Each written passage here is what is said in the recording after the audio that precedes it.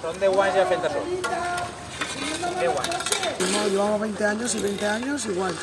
Con el agua, cuando no este coche ahora yo porque tengo un coche nuevo, pero tenía otro y 2 veces se me ha inundado también. A mí y a los vecinos también, claro, garajes, todo.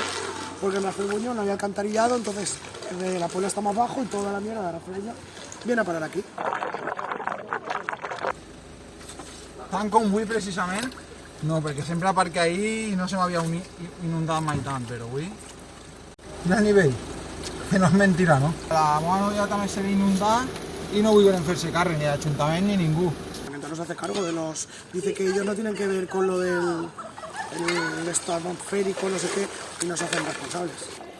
Fa vora 10 minuts que els veïns han aconseguit alçar les tanques del clavegueram, però ja veieu, el carrer continúa sent un riu.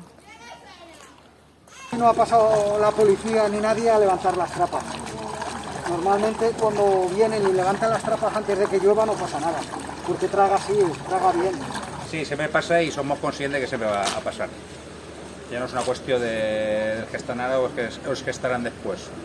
Es una inversión muy grande y no son. Entonces ni a que buscarse la vida y ya está. Ese polígono no li farem el clavegram i no sé si és un tema que ha prescrit ja o no ha prescrit, però crec que tampoc ha fet molta força l'Ajuntament d'este poble abans de jo viure així, perquè el problema ve de molt abans per arreglar-ho. Hora i mitja després i gràcies a l'esforç dels veïns ja es pot veure, este ja és un carrer on es pot transitar.